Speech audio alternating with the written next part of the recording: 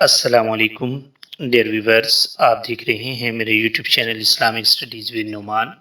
آج کا ہمارا ٹاپک ہے ایم اے اسلامیات پر علوم الفقہ 2018 کے معروضی سوالات، پنجاب یونیورسٹی۔ ہمارا پہلا کویسچن ہے، فقہ کا لغوی اور اصطلاحی معنی لکھیے۔ فقہ کا لغوی معنی سمجھ بوجھ فہم کے ہیں، جبکہ اصطلاح میں انسان کا اپنے فائدے اور نقصان کی باتوں کو جان لینا، نیز جزیات کا دلیل کے ساتھ علم حاصل کرنا فقہ کہلاتا ہے۔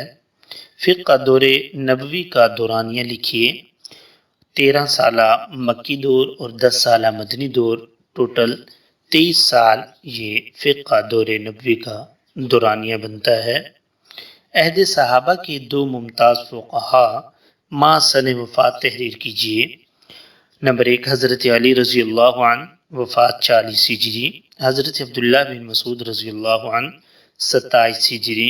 امام شافعی کا مکمل نام ماہ سن وفات تحریر کیجیے۔ محمد بن ادریس شافعی، 204 ہجری۔ دور حاضر کے مشہور فقیہ کا نام، فقہ جعفریہ کے امام کا نام لکھیے، اس کی تفصیل گزر چکی ہے۔ اصول شاشی کے مصنف کا نام ماہ سن وفات تحریر کیجیے۔ نظام الدین شاشی، 344 ہجری۔ اجماع کی تعریف کیجیے، یہ سوال گزشتہ ویڈیو میں گزر چکا ہے۔ ظاہر اور نص کی تعریف کیجیے، یہ بھی گزر چکا ہے۔ مشترک اور معول کی تعریف کیجیے۔ مشترک ایسا لفظ ہے جو 2 یا 2 سے زائد مختلف حقیقی معنی میں سے ہر ایک کے لیے الگ الگ وضع کیا گیا ہو۔ معول ایسا لفظ ہے جس کا کوئی ایک معنی غالب رائے سے متعین ہو جائے۔ سنت کی حجیت پر قرآن مجید کی آیت پیش کیجیے۔ حقیقت کی 2 قسموں کے نام لکھیے۔ پاک اشیاء کے حلال ہونے پر قرآن مجید کی آیت لکھیے۔ ضرورت کی تعریف اور اس کا حکم لکھیے۔ ضرورت ایسی حالت کو کہتے ہیں جس میں جان کی ہلاکت کا خوف ہو۔ اس کا حکم یہ ہے کہ حرام چیز کی اتنی مقدار استعمال کرنا واجب ہے جس سے وہ زندہ رہ سکے۔ شراب کی حرمت پر ایک آیت اور ترجمہ لکھیے۔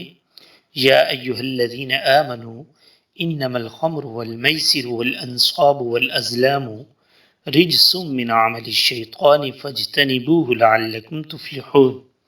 اے ایمان والو، شراب اور جوا اور بت اور قسمت معلوم کرنے کے تیر ناپاک شیطانی کام ہی ہیں، تو ان سے بچتے رہو، لعلکم تفلحون، تاکہ تم فلاح پاؤ۔